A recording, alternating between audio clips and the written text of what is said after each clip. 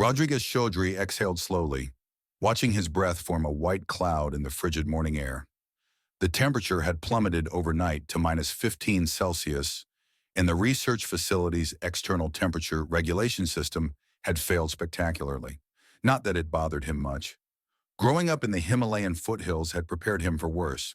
The same couldn't be said for his alien colleagues.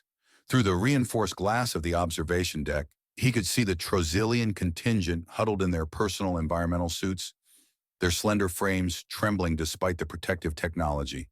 The suits, usually reserved for extravehicular activities, were now necessary just to move between the facility's buildings.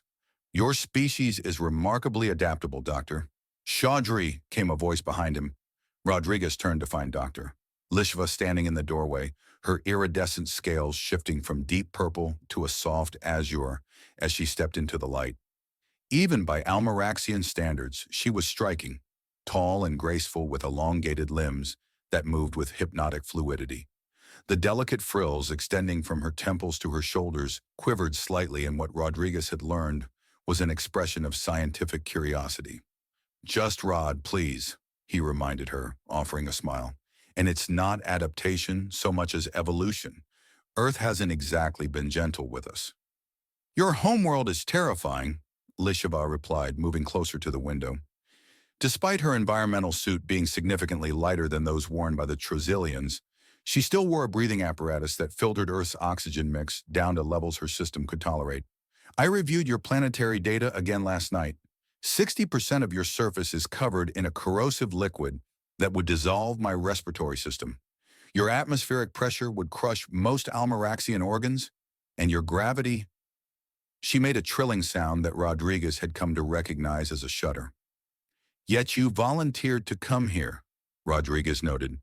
"Scientific curiosity. The Galactic Union had classified Earth as a death world for millennia. When your species achieved FTL and made contact, well, we had to understand how you survived." She turned her large, multifaceted eyes toward him. "Still working on that puzzle?" Rodriguez laughed. "We're stubborn. Speaking of stubborn, how's our friend Tulerak handling the cold?" Lishva's scales rippled in what Rodriguez recognized as amusement. "The station director has declared this an unconscionable failure of human engineering and demanded immediate evacuation for all non-terrestrial personnel." Typical. Station Director Tulerak of the Trozilian Diplomatic Corps had been a thorn in Rodriguez's side since his arrival 6 months ago. The Trozilians had been among the first to contact Earth after humanity's development of functional FTL travel, presenting themselves as benevolent guides to galactic society. It hadn't taken long for humanity to realize they were viewed more as curiosities than equals, fascinating creatures that had somehow crawled out of a planetary death trap. The joint research facility had been Tulerak's idea, ostensibly to foster cooperation and understanding, but Rodriguez suspected it was equally about keeping tabs on humanity's rapid technological development. Earth had gone from first contact to competitive starship design in less than 3 decades, an unprecedented pace that made many established species nervous. "You should go inside, Lishva. The backup generators are maintaining interior temperature at something more comfortable for you." Rodriguez gestured toward the main research building. "Your concern is appreciated but unnecessary. My environmental suit is functioning adequately." She tilted her head. "You, however, are exhibiting signs of mild hypothermia. Your extremities show reduced blood flow, and your core temperature has dropped 0.7 degrees. Rodriguez blinked in surprise. "You can see that." "Almeraxians perceive thermal variations as easily as you perceive color differences," she explained. "It's quite useful for predator detection on our homeworld. You should return inside." "In a minute. I'm waiting for the supply transport. They're bringing the replacement parts for the environmental system." Rodriguez turned back to the window, squinting at the horizon where the sun was just beginning to rise. Though with this weather, they might be delayed. The massive facility sprawled across nearly half a kilometer of cleared land in what had once been northern Canada. Earth's shifting climate patterns had made this region more temperate over the past century, though winter could still bite with unexpected ferocity. The research center functioned as both a diplomatic outpost and a cultural exchange point, one of 17 such facilities established across Earth after first contact. There, Rodriguez pointed at a dark speck moving across the pale morning sky. Right on time. The supply transport was a hybrid design, human engines with Galactic Union stabilization technology, making it capable of precision landings even in harsh weather.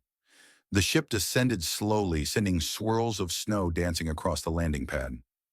"I must prepare the laboratory for the new equipment," Lisheva said. "Will you join the engineering team for installation?" "That's why they pay me," Rodriguez nodded. "Lead xenotechnologist at your service." As Lisheva departed, Rodriguez watched the transport complete its landing sequence. He couldn't help but feel a familiar frustration.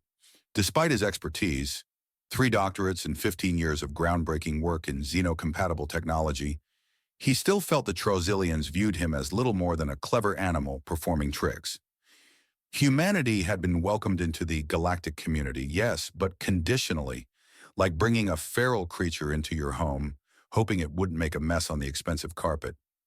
His comm device chimed, displaying an incoming message from Torok. "Doctor, Chaudhry, your presence is required at the cargo reception area."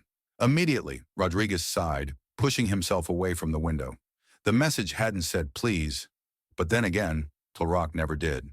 The Trocilian concept of hierarchy didn't allow for pleasantries to subordinates, and despite Rodriguez's position, Torok made it abundantly clear who he considered to be in charge. The corridors of the facility were bustling with activity despite the early hour. Humans moved with comfortable ease while the various alien species moved with deliberate care. Earth's gravity, a comfortable 1G for humans, was a constant strain for most galactic species, who evolved on worlds with significantly lower gravitational pulls. Rodriguez nodded to Dr. Kapoor, the facility's medical director, as they passed in the hallway. She was deep in conversation with Kavath, one of the Bracaxian engineers, whose thick exoskeletal plating made him one of the few aliens comfortable in Earth's environment without assistance. "Bro, watch. And you're certain the oxygen content won't be harmful to your respiratory system?" Dr. Kapoor was asking. "My filtration implants can handle it," Kavath responded, his mandibles clicking between words. "Though I appreciate your concern, Doctor." Rodriguez smiled to himself. Kapoor had been treating every alien on staff like her personal patient since their arrival, despite repeated assurances that their environmental suits and adaptations were adequate. It was a very human trait, the instinct to care for others, even those dramatically different from oneself. The cargo reception area was a cavernous space near the eastern edge of the facility. When Rodriguez arrived, Torok was already there, his tall, gaunt form exuding irritation even through the environmental suit.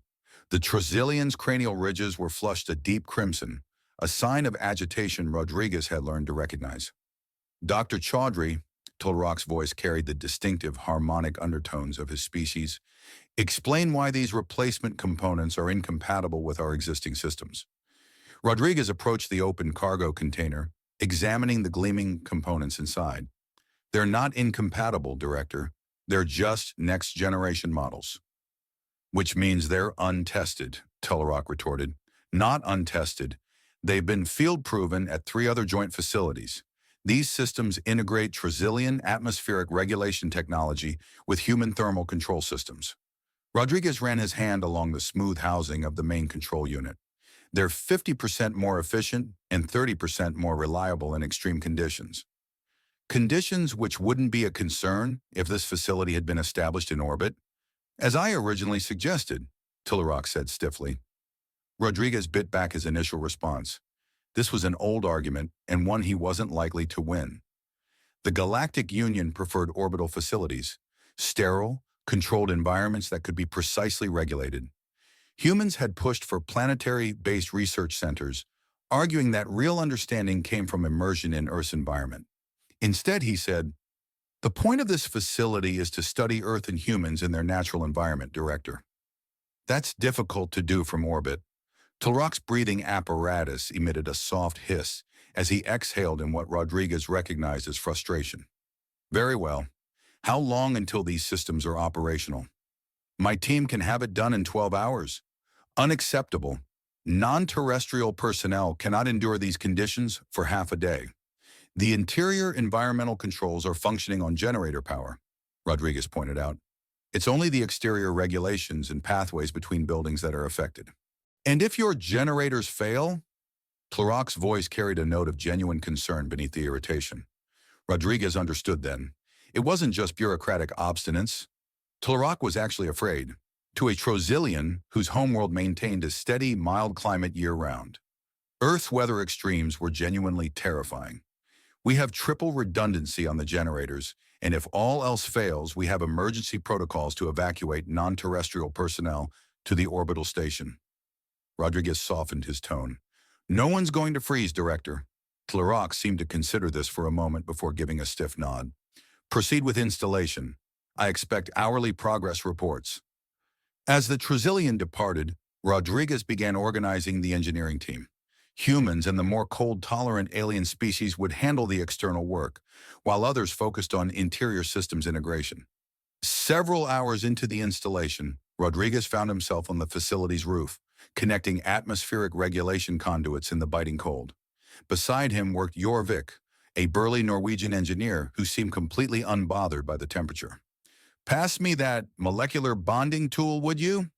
Rodriguez asked, pointing to the equipment case. Jorvik handed it over with a grin. Like old times in the Antarctic facility, eh?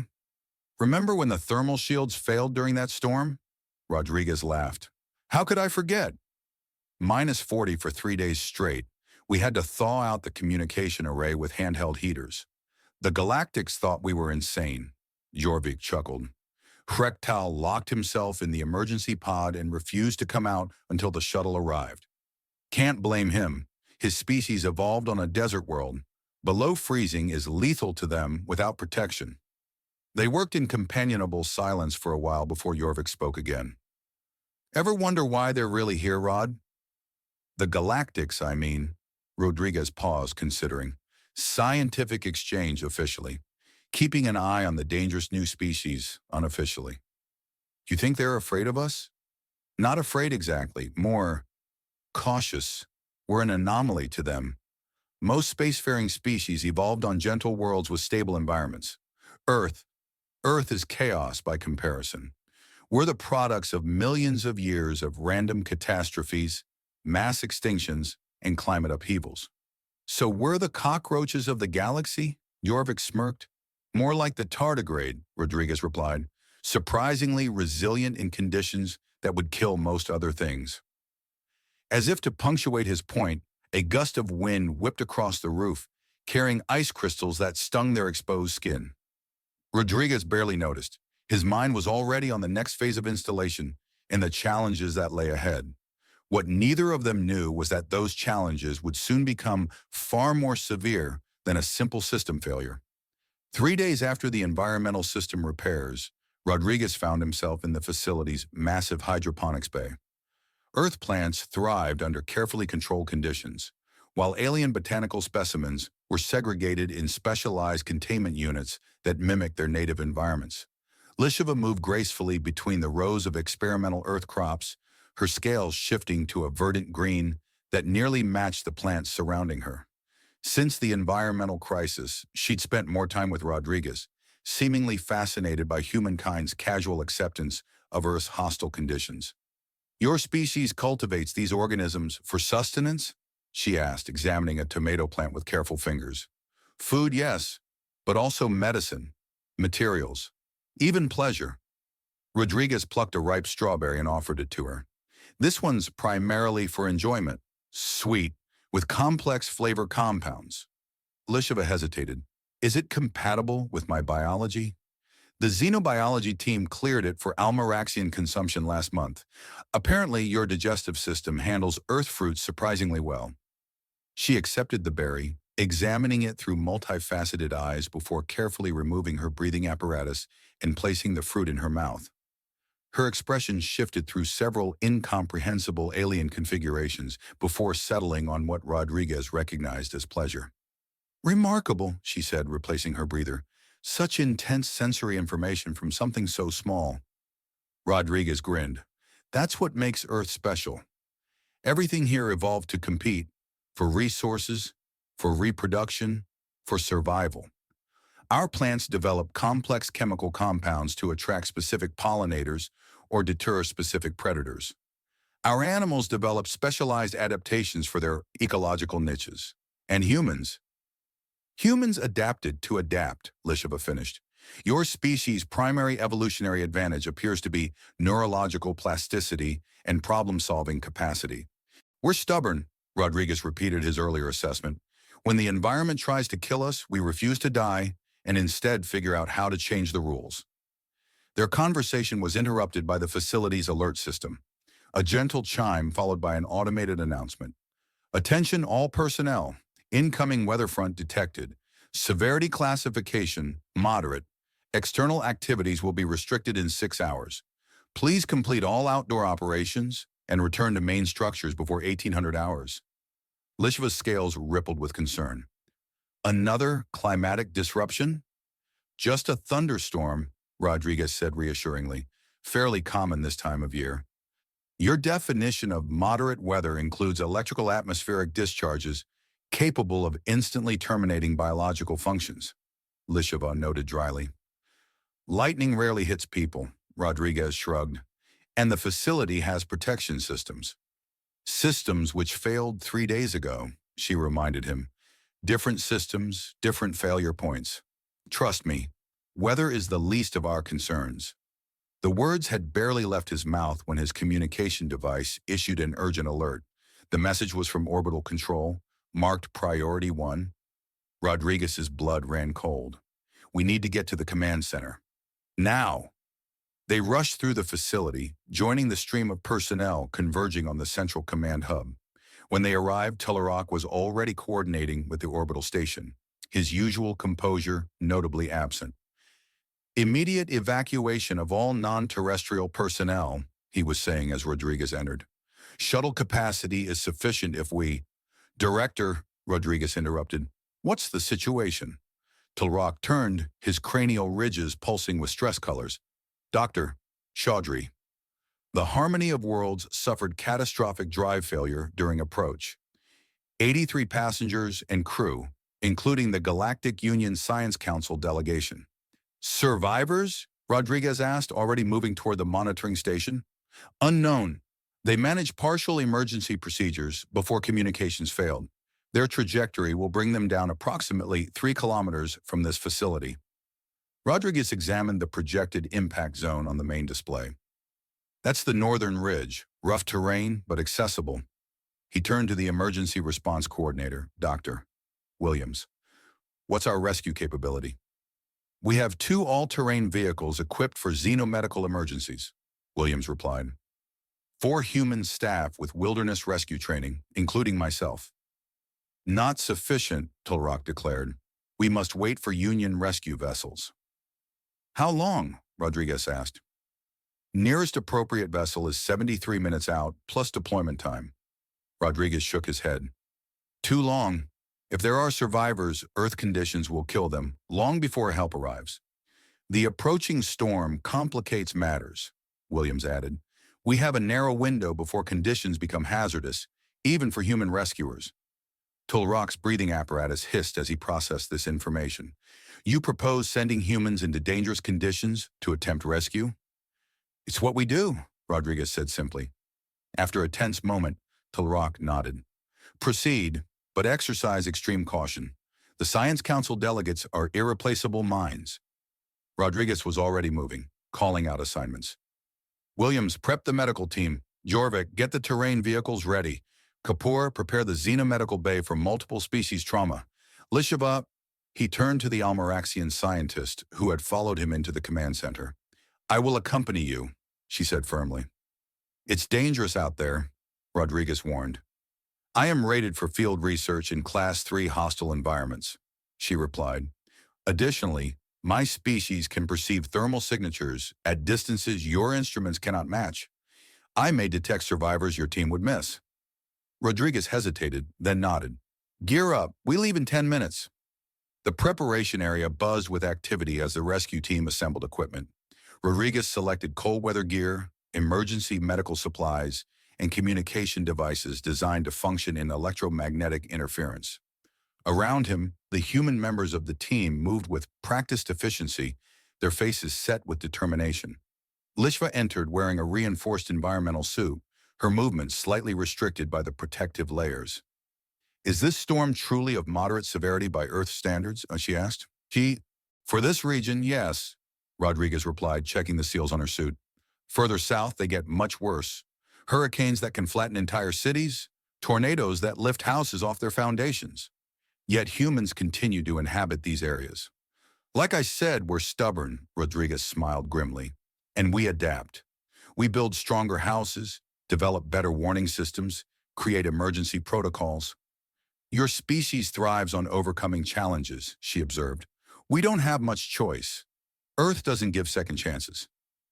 Outside, the terrain vehicles waited, rugged machines designed specifically for Earth's varied and treacherous landscapes. Each was equipped with medical containment units that could be configured for different alien physiologies. As they departed, Rodriguez glanced at the darkening sky.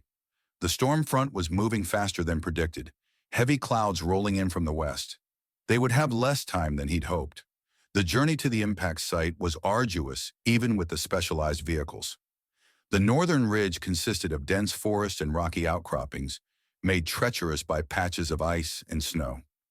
Rodriguez led the way, navigating through terrain that would have been impassable to most galactic species without mechanical assistance. "Impact site ahead," Williams called out, checking the scanner. "I'm picking up debris scatter over a 2-kilometer radius." "Any life signs?" Rodriguez asked. "Interference from the storm is affecting sensors," Williams frowned. "We'll need to do a visual sweep." Lishva leaned forward. "Stop here. I can scan more effectively if we're stationary." Rodriguez brought the vehicle to a halt. Lishva closed her eyes, the delicate frills along her head extending to their full length. After several tense moments, she pointed northwest.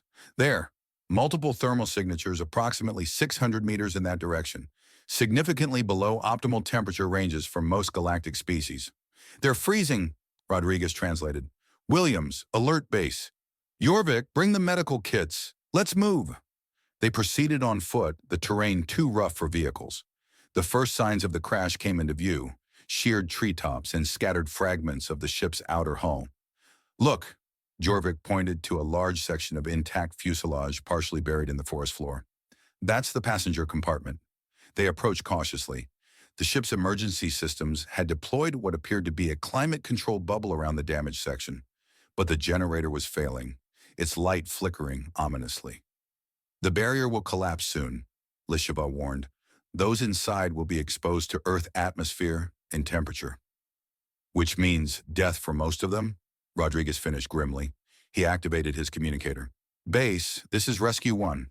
We've located the passenger compartment with survivors inside. Environmental protection failing. Request immediate deployment of portable containment units." "Understood, Rescue 1," came the response. "Units dispatched, ETA 20 minutes. Rodriguez examined the damaged ship section. "We don't have 20 minutes. He approached the flickering barrier, studying its structure. "This is Trazillian technology. Standard emergency protocol would route remaining power to maintaining life support over barrier integrity." "Meaning they're alive but about to be exposed," Williams concluded. "Exactly. We need to get inside and stabilize them until the containment units arrive." Rodriguez turned to Lishva. "Will your suit protect you if the barrier fails?" "For approximately 15 minutes in current conditions," she confirmed. "That'll have to do. Williams, prep the emergency respirators and thermal blankets. Jorvik, help me find an entry point." They located what remained of the main hatch, partially fused from the heat of re-entry. Jorvik produced a portable cutting tool, carefully slicing through the damaged metal. "Almost through," he announced as thunder rumbled overhead. The storm was closing in rapidly. With a final groan, the hatch gave way. The team slipped inside just as the first heavy raindrops began to fall. The interior was chaos. Emergency lighting cast eerie shadows across the damaged passenger compartment. Most of the occupants were still secured in their crash webbing, though several had been thrown from their positions. Rodriguez quickly counted 19 visible survivors of various species, all in environmental distress. A tall, elegant Trazillian female approached them, her movements betraying injury despite her obvious effort at composure.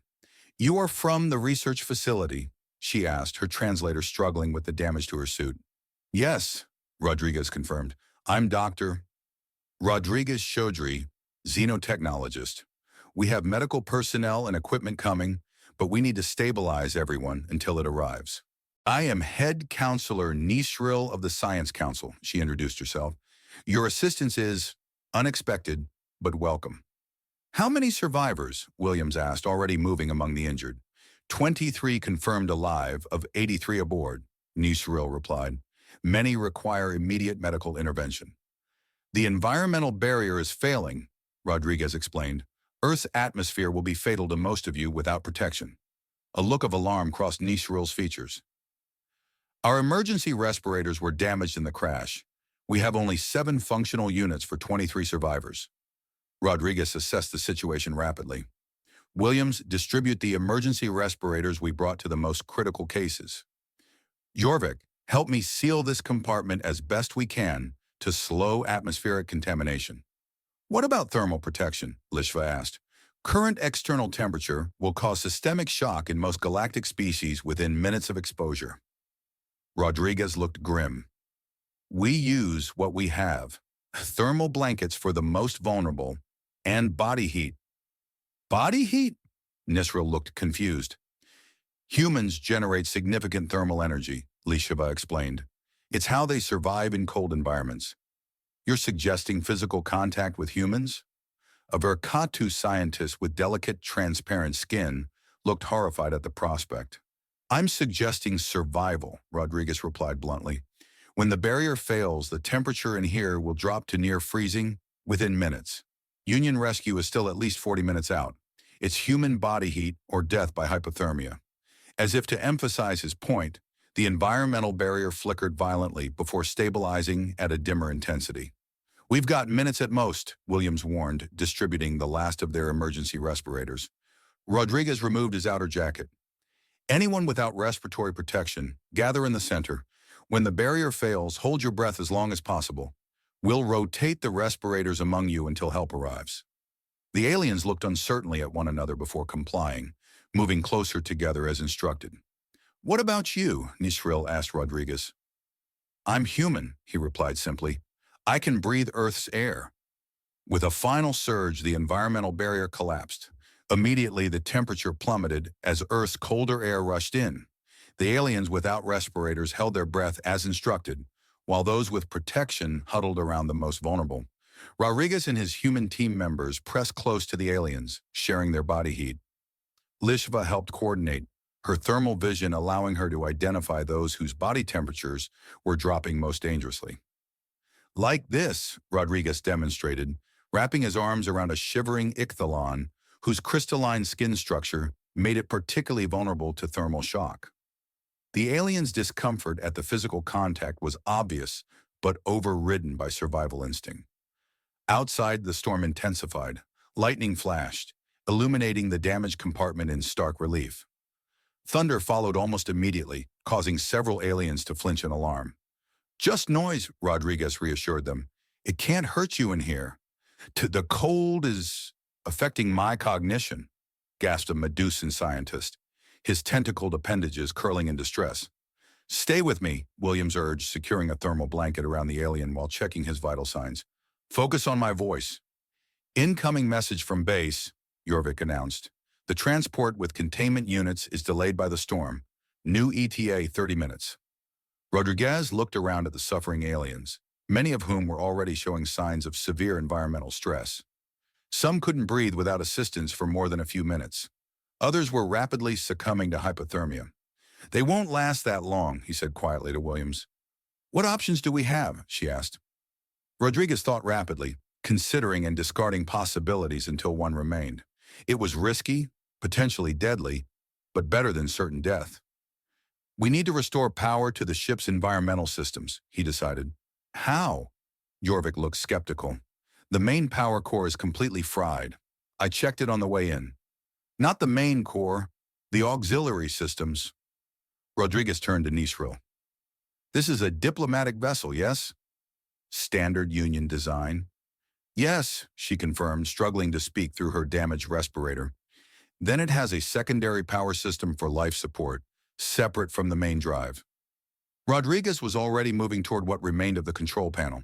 It would have shut down to prevent feedback during the crash, but it might be intact. The access point would be there.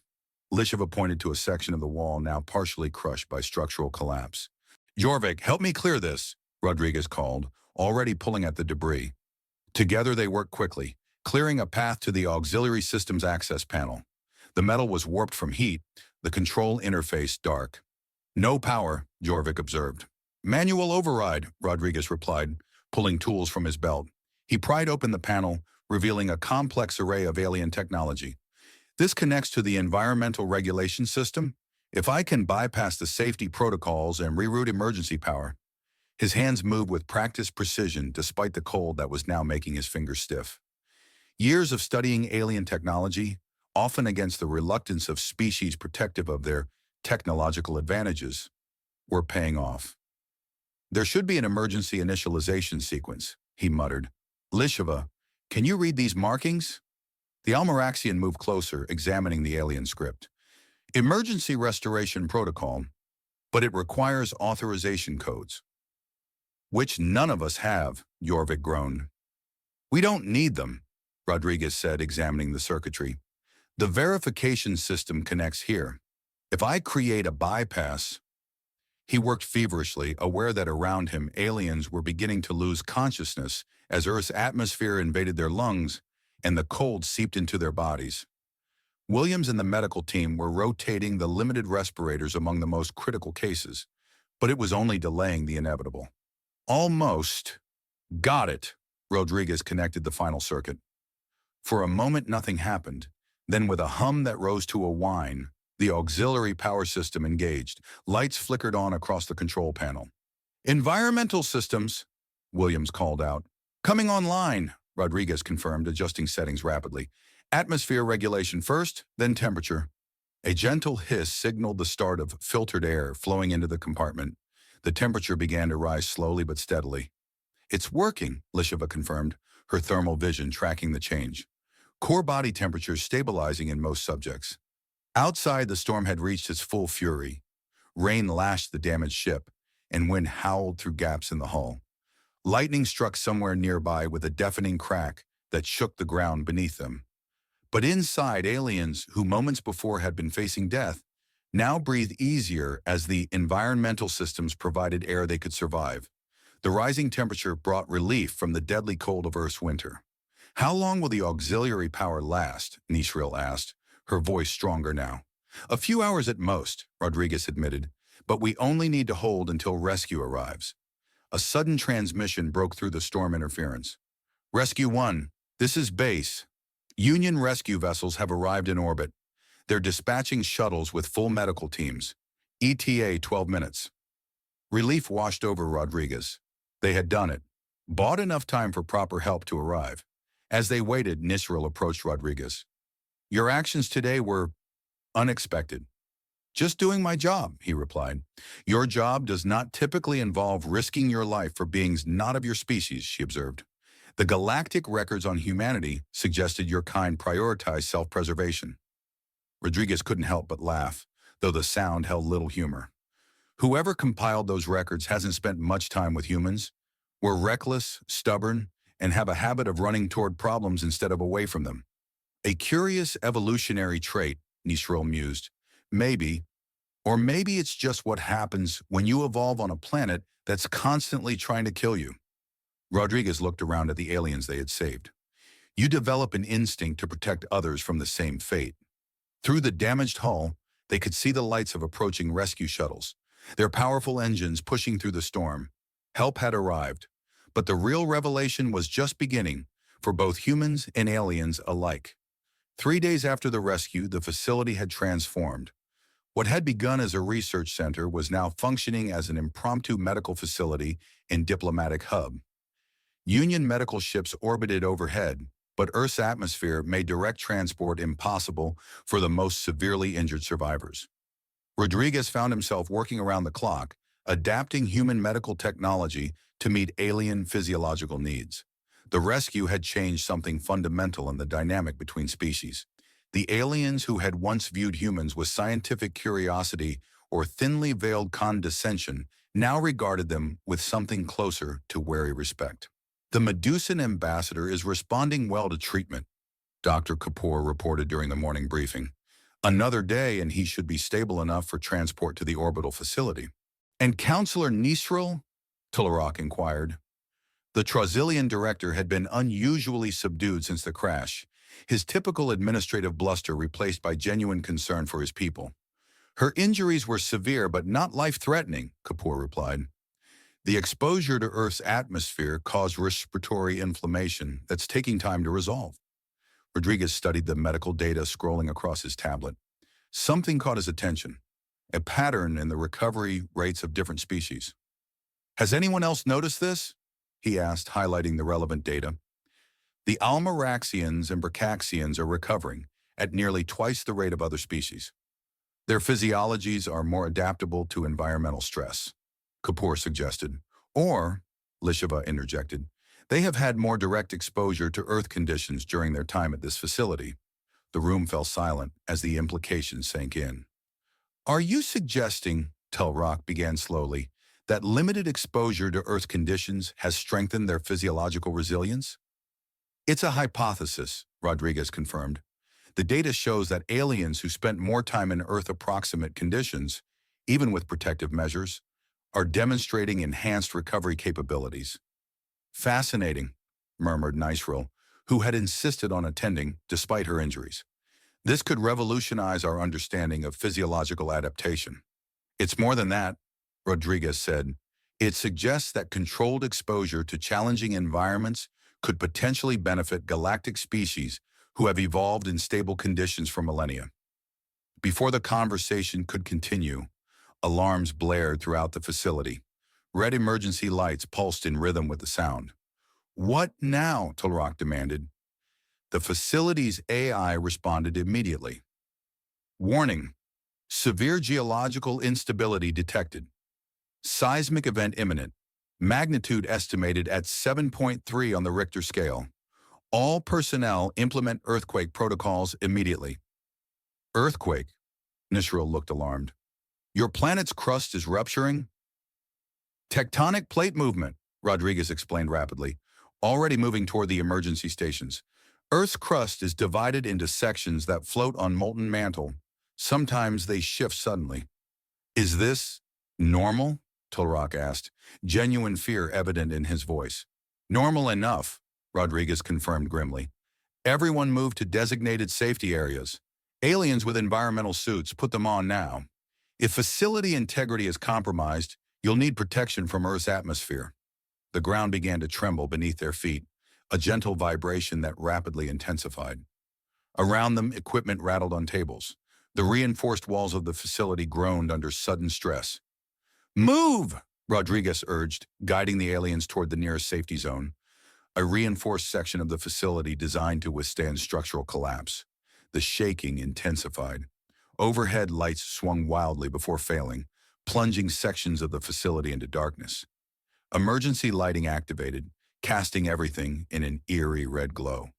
Structural breach detected in Section C, the AI announced. Environmental containment compromised. Emergency seals activated. The medical bay, Kapoor gasped. That's where most of the crash survivors are. Rodriguez's mind raced. The medical bay's emergency seals would activate automatically, protecting those inside from immediate exposure. But if the structural damage was severe enough, we need to get them out, he decided. If the facility continues to deteriorate, they'll be trapped. The seismic event is ongoing, Tularak protested. Movement now would be dangerous. Staying put could be fatal, Rodriguez countered. Earth doesn't give warnings. We need to act now, while we still can.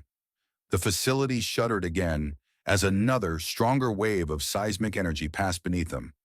The sound of breaking glass and twisting metal echoed through the corridors. I'm going, Rodriguez stated firmly. Anyone with medical training who's willing to help, come with me. To his surprise, Lisheva stepped forward immediately. I will assist. As will I, added Kavath, the Bracaxian engineer whose exoskeletal structure made him more resistant to physical trauma. After a moment's hesitation, Nisril also moved forward. The Science Council will not abandon those in need. The journey to the medical bay was treacherous.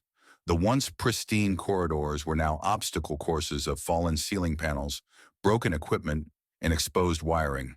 The ground continued to shake intermittently, each tremor bringing new debris raining down. "The main route is blocked," Kavath announced, his more sensitive vision penetrating the dust-filled air ahead. "Structural collapse." "Maintenance tunnels," Rodriguez decided. "This way." He led them through a narrow access door into the facility's maintenance system, a network of tunnels that house wiring, plumbing, and ventilation. These spaces weren't designed for regular transit, especially for aliens whose physiologies were often larger or differently proportioned than humans. "Stay close," Rodriguez called back. "These tunnels connect all major sections of the facility." They moved as quickly as safety allowed, crouching and crawling where necessary. The alien members of the group struggled with the confined space, but pressed on without complaint. After what seemed like an eternity, but was likely only minutes, they reached an access panel near the medical bay. "Life support status?" Rodriguez asked as Kavath worked to open the panel. The Bracaxian consulted a portable scanner. "Atmosphere regulation at 60% capacity and declining. Temperature stable, but environmental separation from exterior compromised." "Meaning Earth air is getting in," Rodriguez translated grimly. "Precisely," Kavath confirmed. The panel finally yielded, allowing them access to the medical bay. The scene inside was controlled chaos. Medical personnel, both human and alien, worked desperately to stabilize and move patients as the facility continued to shake around them. Several sections of the ceiling had collapsed, exposing the room to the storm that still raged outside. Dr. Williams spotted them immediately. "Rodriguez! Thank God! We've got 23 critical patients who can't be moved without special equipment." "Status of life support?" Nisril asked, moving to examine the nearest patient, a Verkatu whose transparent skin revealed alarming physiological distress. "Failing," Williams replied bluntly. "We've got maybe 20 minutes before atmospheric contamination reaches lethal levels for most species here." Rodriguez surveyed the room, mind racing through options. "The emergency evacuation shuttles? Communications are down. We can't call them in, and with this storm, they won't launch without confirmation." "What about the research vessel in Bay 4? Lisheva suggested. "It has environmental controls capable of supporting multiple species." "That could work," Rodriguez nodded, "but we'd need to move everyone through potentially compromised sections of the facility." "The alternative is certain death," Nisril pointed out. Rodriguez made his decision. "Williams, prep the patients for emergency transport. Kavoth, find anything we can use as stretchers. Lisheva, help me plot the safest route to Bay 4. They worked rapidly, converting equipment into makeshift stretchers and gathering emergency environmental suits. Many were damaged or incomplete, but Rodriguez and the technical team improvised, sealing gaps with materials at hand. "First group ready," Williams announced, indicating 6 patients secured on transport platforms. "Let's move it," Rodriguez ordered. "Kavoth, take point. Your vision is best in these conditions." They formed a procession, alien patients on stretchers carried primarily by humans whose Earth-evolved strength gave them advantages in the increasing gravity as the facility's gravity regulators failed. The journey was nightmarish. Twice they had to backtrack when passages collapsed ahead of them. 3 times they stopped to stabilize patients whose conditions deteriorated from the movement and atmospheric exposure. Throughout it all, the ground continued to shake with aftershocks, each one threatening to bring more of the facility crashing down around them. "How much further?" gasped Nisril, who despite her own injuries was helping support a fellow Trozilian whose breathing apparatus had completely failed. 2 more sections, Rodriguez replied, adjusting his grip on the stretcher he carried. The human medical staff was showing signs of exhaustion, their remarkable endurance finally reaching its limits after hours of continuous effort. A violent aftershock struck without warning. The corridor ahead collapsed entirely, massive support beams crashing down to block their path completely. "No!" Kavath's usual stoicism broke. "That was our access route." "Is there another way?" Lisheva asked, her scales shifting to distress patterns. Rodriguez closed his eyes briefly, visualizing the facility's layout. "Yes, but it's outside." "Outside?" Nisril looked horrified. In Earth atmosphere and the storm? Impossible. There's a maintenance walkway along the exterior, Rodriguez explained. It would take us directly to Bay 4. In these conditions, exposure to open atmosphere would kill most of these patients within minutes, Williams protested.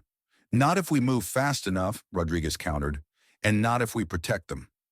He turned to the assembled team, both human and alien. Here's what we'll do. Every alien with an environmental suit that's still functioning forms the inner circle around the patients. Humans form the outer circle. We use our bodies as shields against the atmosphere and weather. You're suggesting humans directly expose themselves to the storm? Tulrock, who had joined them halfway through their journey, looked incredulous. We can handle it, Rodriguez said simply. It's harsh but not immediately lethal to us. For everyone else here, direct exposure means death. This is madness, Tulrock protested.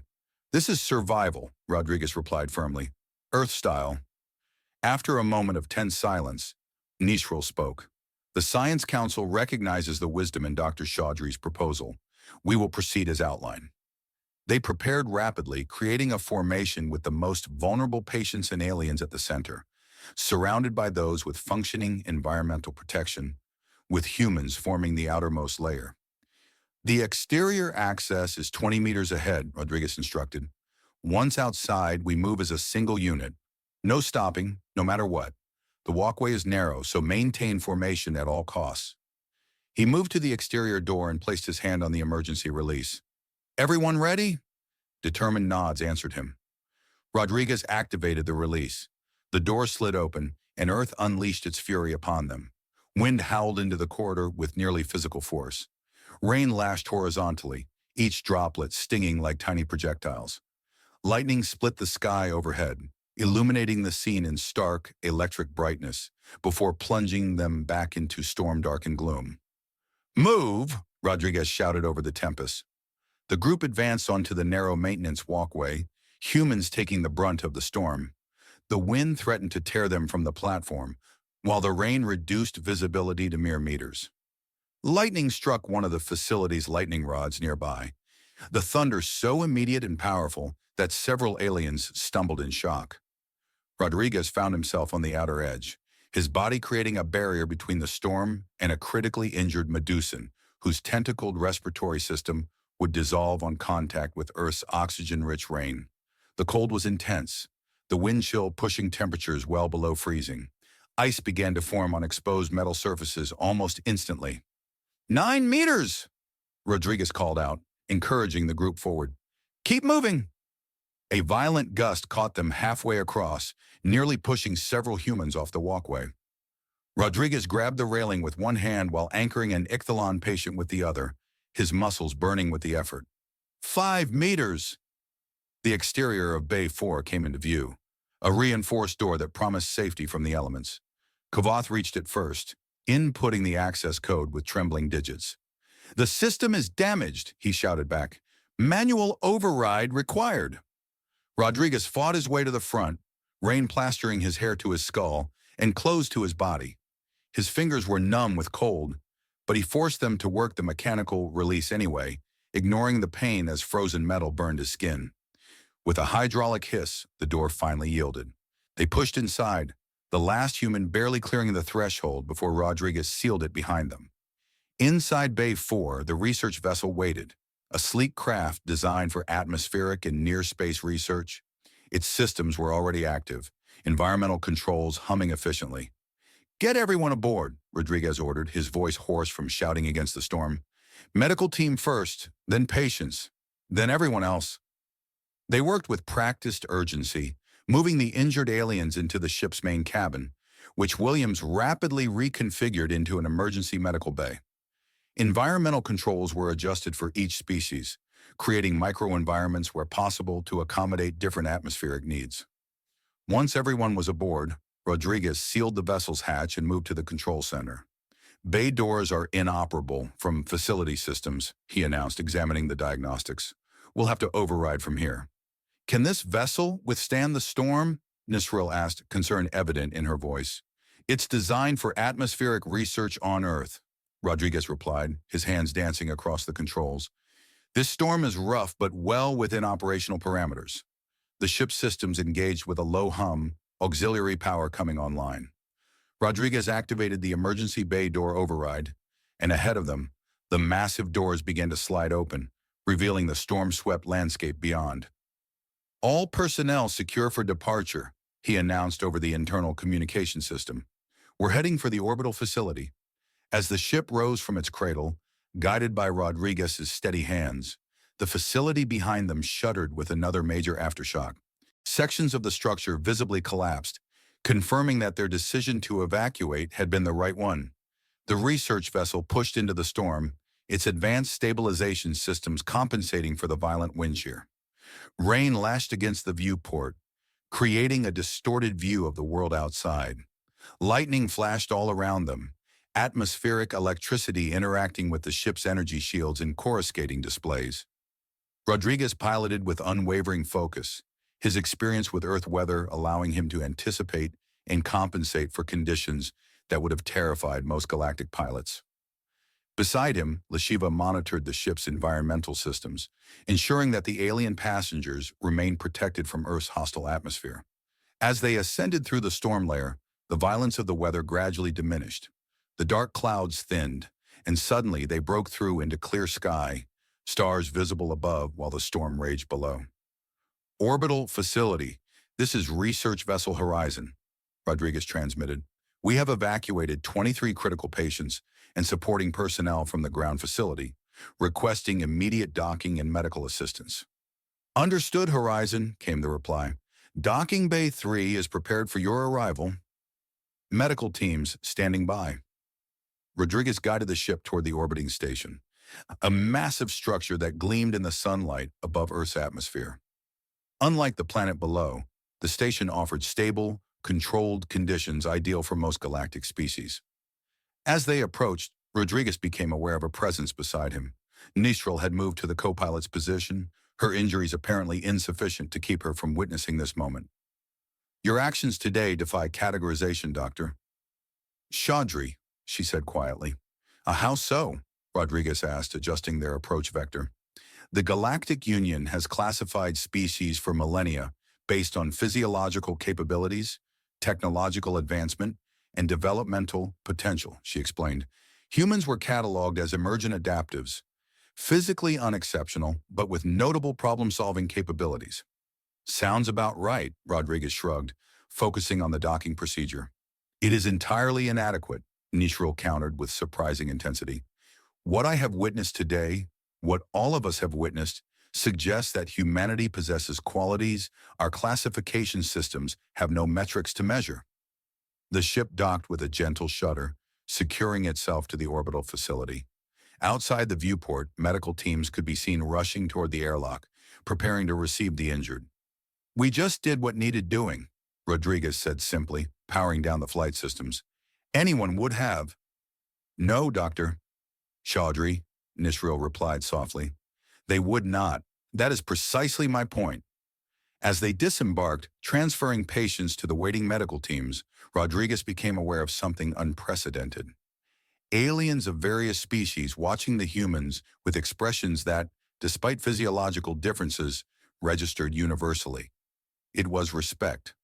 Not the patronizing acceptance previously extended to humanity as newcomers to galactic society, but genuine respect born of witness capability. Rodriguez caught Tilrock's eye as the Trozilian director supervised the transfer of his injured compatriots. The alien's usual hauteur was notably absent, replaced by a contemplative expression. Director? Rodriguez acknowledged with a nod. Dr. Chaudhry, Tilrock replied, his voice lacking its usual dismissive tone. It seems I have miscalculated certain variables regarding your species. How so?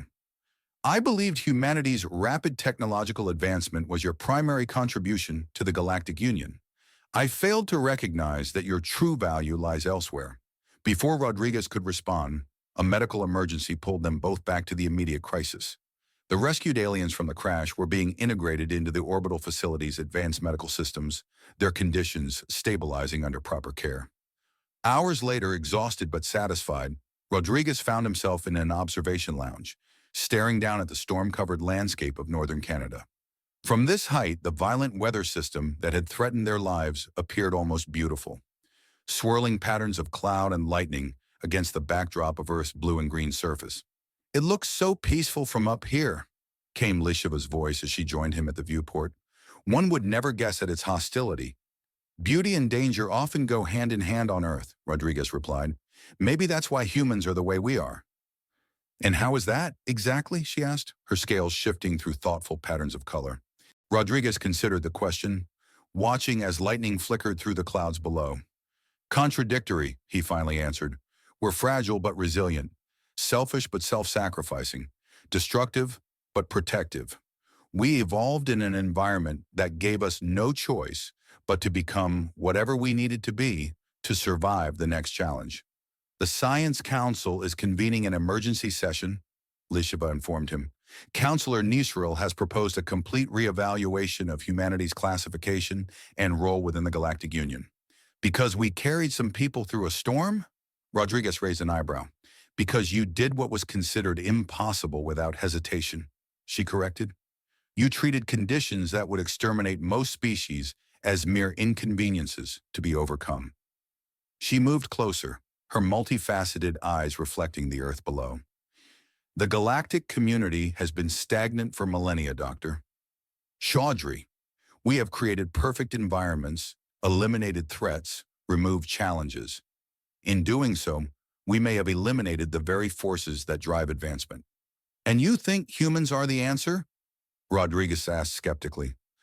"I think humanity is a reminder of what we have forgotten," she replied. "That growth requires adversity, that comfort breeds complacency, that sometimes survival depends on the willingness to face impossible odds simply because there is no alternative." As if in response to her words, a particularly vivid flash of lightning illuminated the storm below, Earth's savage beauty on full display. "The storm has just begun," Lishiva said cryptically, "but perhaps not in the way any of us expected."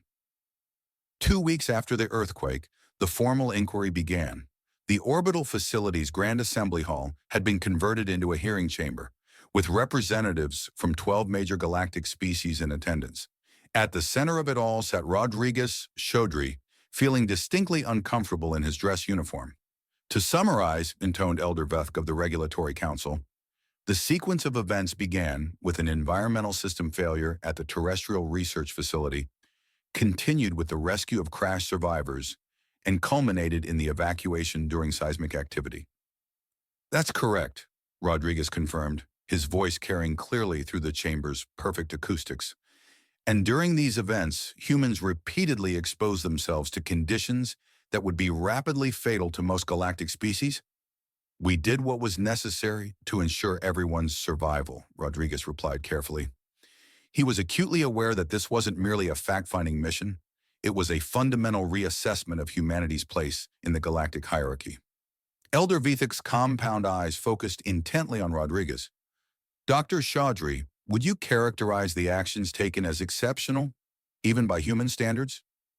Rodriguez considered the question. "No, Elder, I would characterize them as typical human response to emergency situations. Our history is filled with similar examples." A murmur passed through the assembly. Counselor Nisril leaned forward from her position at the head table. "Please elaborate, Doctor." "Chaudhry," she requested, "provide historical context for the assembly." Rodriguez took a deep breath. Throughout human history, ordinary individuals have routinely placed themselves at risk to save others, often strangers. We have accounts of humans entering burning buildings, diving into turbulent waters, or venturing into toxic environments to rescue others. This behavior crosses cultural, geographical, and temporal boundaries. "And what explanation does your species offer for this apparently maladaptive behavior?"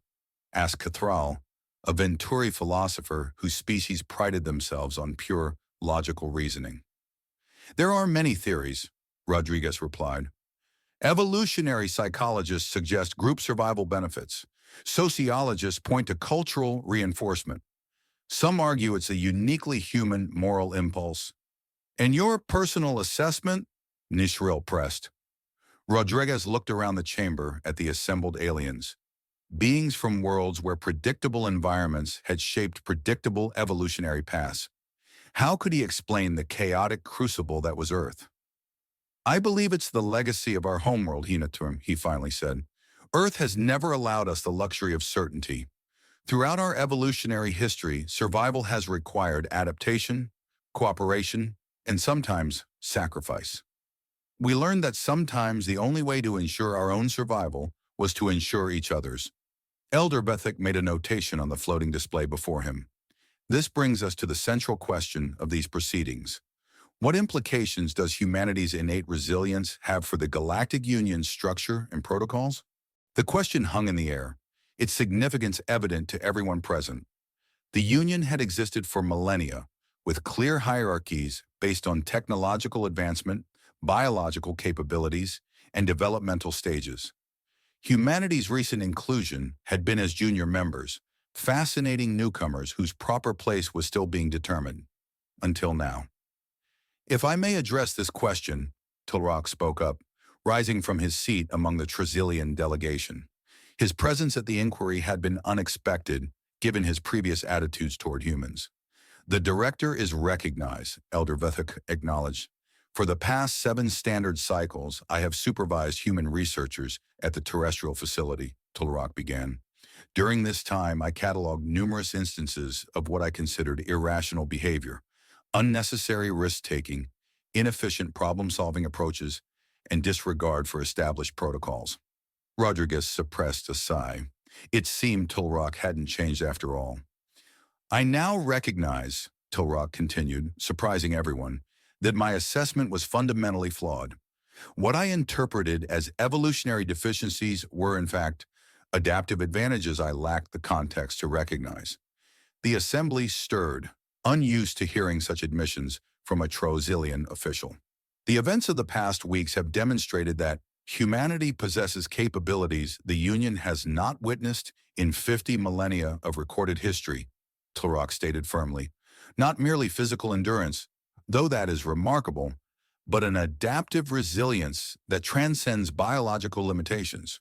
He turned to face Rodriguez directly.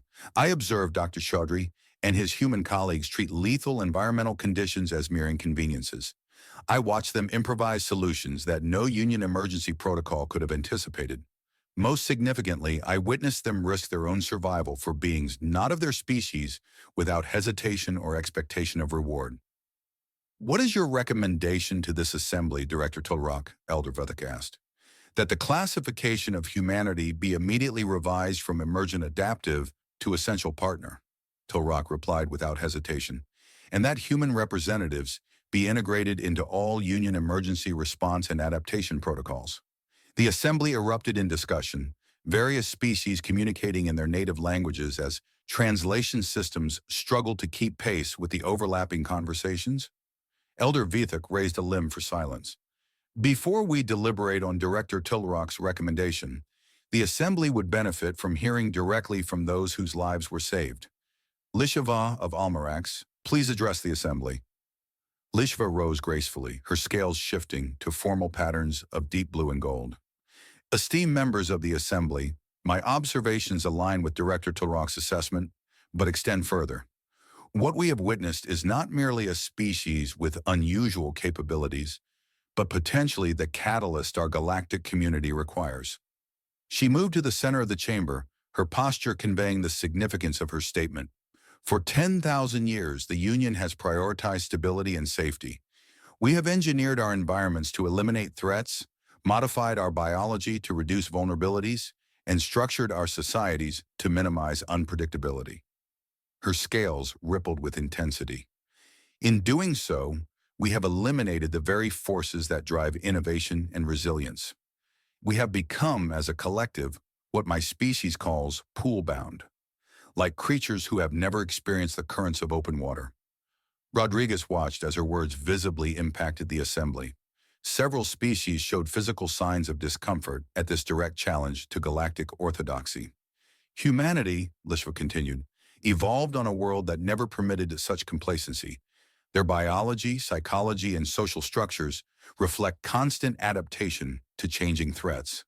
They embody what we have forgotten, That true resilience comes not from avoiding challenges, but from overcoming them.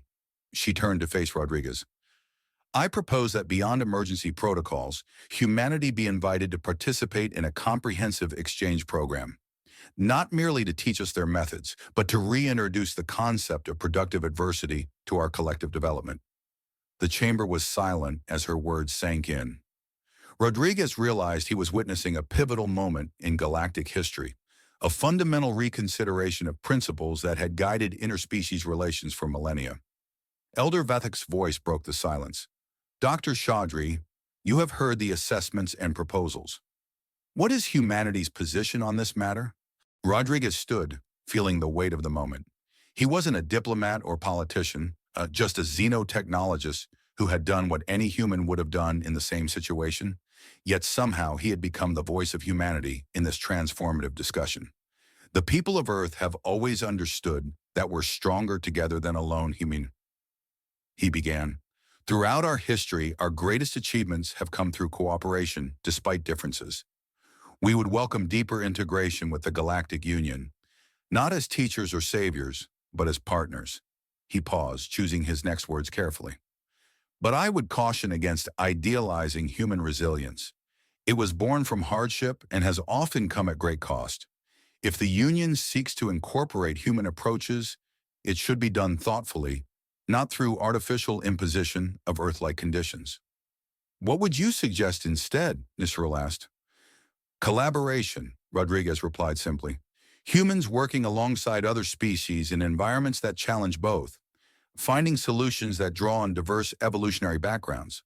We have much to learn from your technological advancement and social harmony, just as you may benefit from our adaptability. Elder Vethk conferred briefly with the other council members before addressing the assembly again. The council will recess to consider these proposals.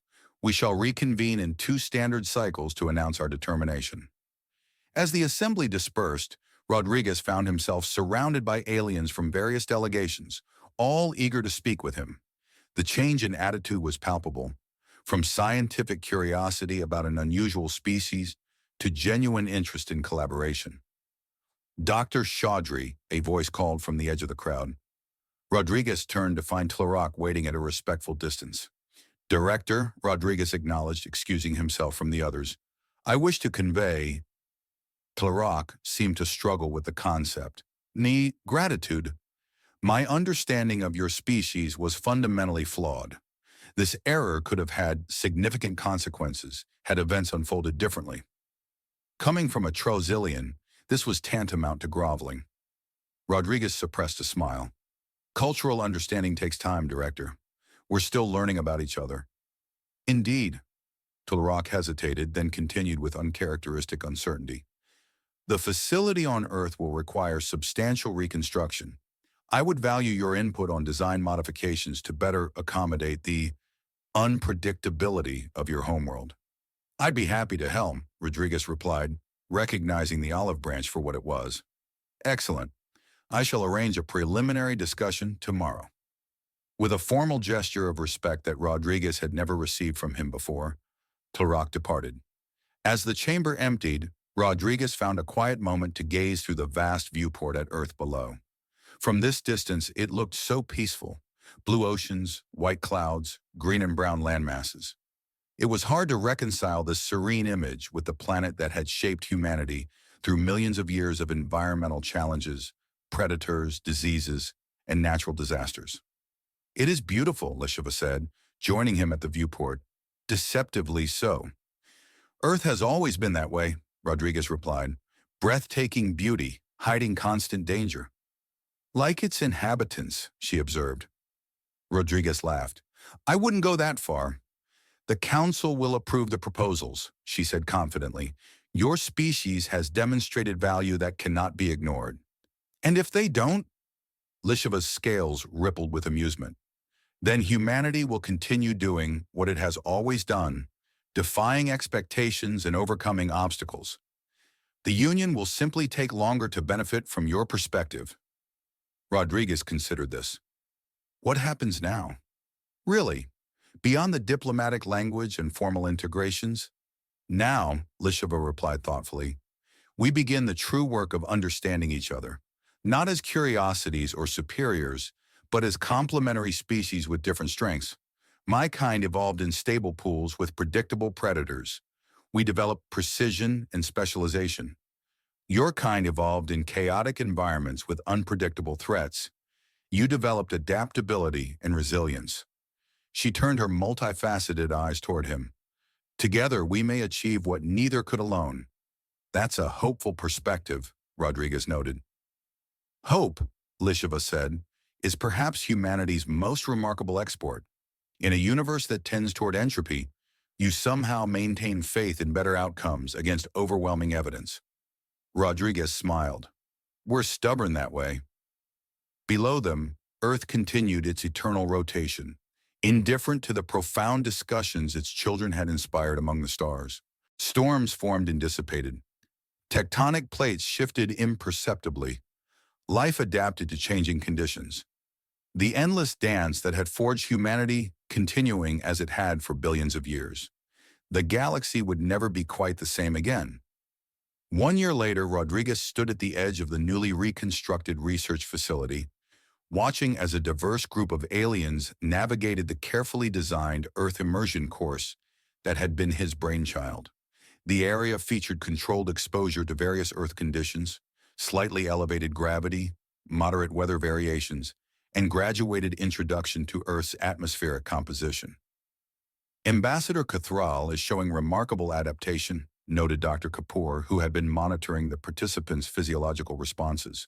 His respiratory efficiency has improved 15% since beginning the program. And Delegate Vrex nearly fell over when we started, Rodriguez observed with amusement, watching the normally graceful Cerulean awkwardly compensating for Earth's gravity. Now look at her.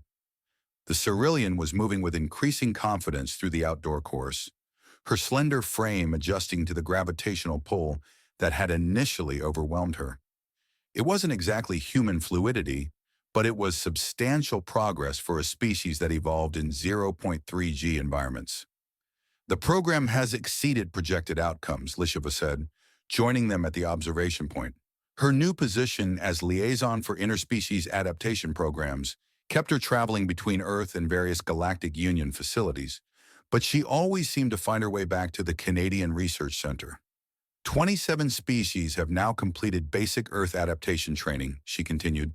15 show measurable physiological improvements, while all participants demonstrate enhanced crisis response capabilities. Any word on the Trazilian delegation? Rodriguez asked. After the dramatic events of the previous year, the Science Council had approved a comprehensive exchange program, but some species had been more enthusiastic participants than others. They arrived tomorrow, Lisheva confirmed, her scales flickering with what Rodriguez now recognized as subtle amusement. Director Tularak personally selected the participants. I'm surprised he's not leading them himself, Kapoor remarked. I believe his exact words were, my administrative responsibilities preclude personal participation, but I shall monitor outcomes with great interest, Lisheva quoted, her vocal harmonics perfectly mimicking Tularak's distinctive speech patterns. Rodriguez laughed. In other words, he's still not convinced that deliberate exposure to Earth conditions is beneficial, but he can't ignore the results from other species. Their conversation was interrupted by an approaching figure. Nisril, now elevated to Senior Counselor of Galactic Sciences, after her groundbreaking proposals following the crisis. Her environmental suit was notably lighter than what most Trazilians required on Earth, a testament to her own participation in adaptation programs. Dr. Chaudhry, she greeted him formally. The Science Council has reviewed the first-year data from the Earth Resilience Initiative. The results are significant. Significant good or significant bad? Rodriguez asked with a smile. Unprecedented, Nisril clarified. Participating species show measurable improvements not only in physical adaptation, but in cognitive flexibility and crisis response. More importantly, the collaborative problem-solving approaches have generated 37 new technological innovations in just one standard cycle. The adversity advantage, Lisheva observed, as we hypothesize. Indeed, Nisril's normally rigid posture relaxed slightly. The Council has approved expansion of the program to all member worlds who wish to participate. Additionally, your proposal for human integration into galactic emergency response teams has been accepted unanimously. Rodriguez nodded, feeling a sense of satisfaction that went beyond personal validation. This wasn't about proving human superiority. It was about creating genuine partnership where different evolutionary paths complemented rather than competed with each other. There is one other matter, Nisril continued, her tone shifting slightly. The categorization review you requested has been completed. During the aftermath of the crisis, Rodriguez had formally challenged the Union's habit of classifying species according to rigid hierarchical categories, arguing that such systems inevitably created false perceptions of superiority and inferiority.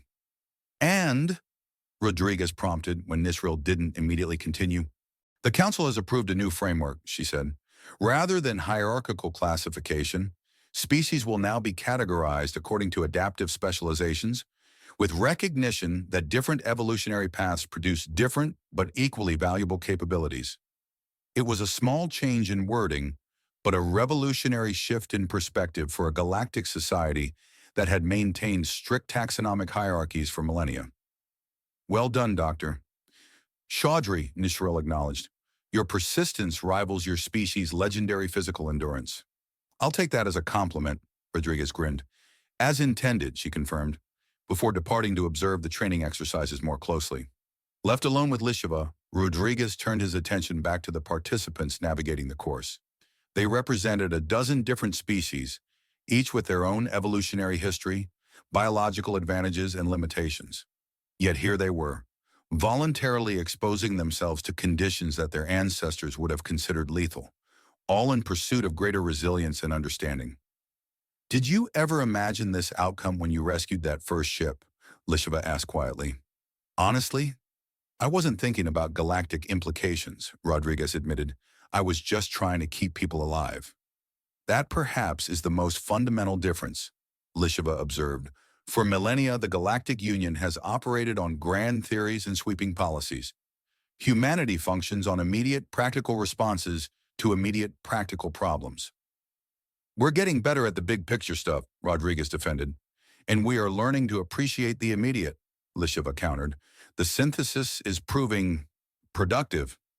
As if to underscore her point, alarms suddenly blared across the facility. Not emergency warnings, but the precautionary alerts that now preceded any significant environmental change. A system implemented specifically to give non-human species time to prepare. Atmospheric pressure front approaching, announced the facility's AI. Expected arrival in 15 minutes. All adaptation participants, please prepare for moderate weather shift. Wind speeds may reach 40 kilometers per hour with potential precipitation. Rodriguez watched as the alien participants reacted to the warning, not with panic as they might have a year ago, but with practiced preparation. Environmental suits were checked, support structures secured, and those not yet ready for direct exposure moved towards sheltered observation areas. They're learning, he noted with satisfaction. As are we all, Lisheva agreed. My species has gained more practical knowledge about environmental adaptation in the past year than in the previous century of theoretical study. The approaching weather system was visible now, a line of clouds advancing from the west, bringing what humans would consider a moderate afternoon thunderstorm. For many galactic species, even this relatively mild Earth weather represented conditions far more extreme than anything on their homeworlds. Shall we join them? Lisheva suggested, indicating the participants preparing to experience the storm. You're staying out for this one, Rodriguez asked, surprised. Almeraxians typically observed Earth weather from protected environments. I have been practicing, she replied with a ripple of pride across her scales. My tolerance for Earth's atmospheric variations has improved significantly. Together they walked toward the group, joining aliens from across the galaxy who had volunteered to learn what humanity had always known, that facing adversity directly built capabilities that no amount of theoretical preparation could provide. As the first gusts of wind reached them, Rodriguez observed the various reactions. Some species instinctively hunched against the pressure, while others extended sensory appendages to better analyze the experience. A few showed signs of nervousness, but none retreated to safety, Fascinating response patterns, noted Kavath, who had joined the project as both participant and observer. His exoskeletal structure gave him advantages in Earth's gravity, but the atmospheric moisture presented challenges his desert-evolved biology hadn't designed for. Each species interprets the same sensory inputs differently based on evolutionary history. Yet all are adapting, Rodriguez pointed out, not becoming human, but becoming more resilient versions of themselves. The storm arrived in earnest now, wind whipping across the training grounds, rain beginning to fall in heavy drops. Lightning flashed in the distance, followed by the low rumble of thunder. Through his connection to the monitoring systems, Rodriguez could see the physiological responses of each participant. Elevated stress indicators but within safe parameters. Adaptive systems engaging, new neural pathways forming. A particularly strong gust caught an ichthyolon participant off guard, nearly toppling her crystalline form. Without hesitation, aliens of 3 different species moved to stabilize her, a Bracaxian providing structural support, a Venturi adjusting her environmental shield, and an Almeraxian using specialized sensory input to help her recalibrate. The moment struck Rodriguez as profoundly important, not because of the storm or the adaptations, but because of the instinctive cooperation between species that had, until recently, barely acknowledged each other as equals. That, he said to Lisheva, pointing to the spontaneous cooperation, is the real breakthrough.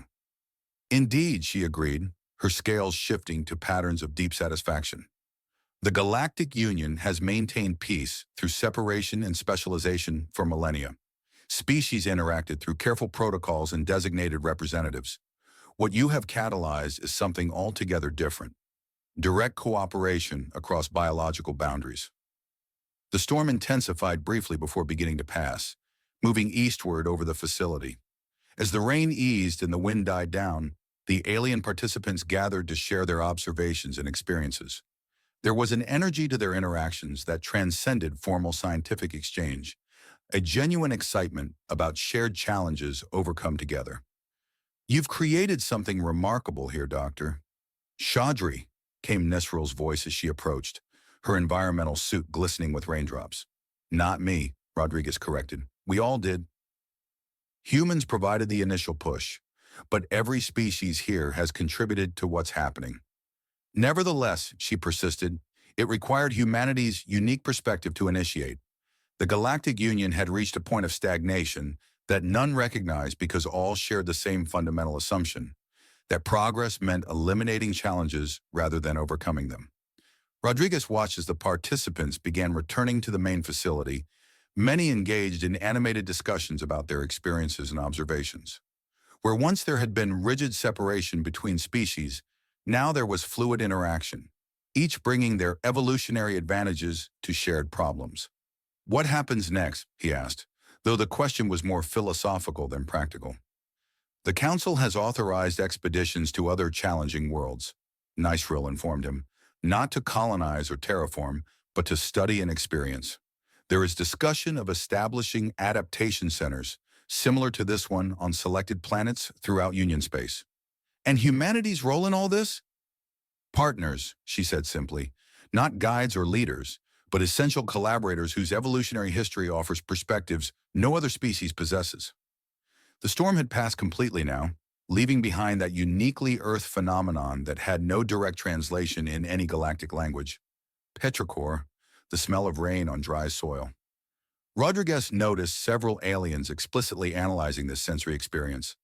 Their specialized olfactory appendages extended to capture the complex chemical compounds. They'll never become human, Lisheva observed, following his gaze. They shouldn't, Rodriguez agreed. The point isn't to make everyone like us. It's to help each species become more resilient versions of themselves. While humanity learns from our specializations, she added. Exactly. Earth shaped us into generalists who can handle a wide range of challenges, but we lack the specialized capabilities many galactic species developed. Together, we're more than the sum of our parts. As the sun broke through the dissipating clouds, casting golden light across the rain-soaked landscape, Rodriguez felt a sense of completion. The crisis that had begun a year ago with system failures and crashes had catalyzed something no one could have predicted. a fundamental reimagining of interspecies relationships across the galaxy. There's a human saying, he told Lishiva as they walked back toward the facility. Smooth seas don't make skilled sailors. In apt metaphor, she replied, her scales shifting through thoughtful patterns. Perhaps the Union has sailed calm waters for too long. The universe is full of storms, Rodriguez said. Better to learn how to navigate them together than pretend they don't exist. Around them, Earth continued its ancient cycles, weather systems forming and dissipating, seasons changing, life adapting to constant challenges. It was this dynamic equilibrium that had forged humanity's resilience, creating a species that instinctively faced adversity rather than fled from it. Now that resilience had become humanity's greatest contribution to a galactic community that had forgotten the value of overcoming obstacles rather than avoiding them. As they reached the facility entrance, Rodriguez paused to look back at the training grounds where aliens from across the galaxy were learning to appreciate what Earth had always taught humanity. That true strength comes not from avoiding challenges, but from facing them head-on and refusing to surrender. They had thought humans were weak until they saw us defy the odds. Now they understood that defying odds was what made us human.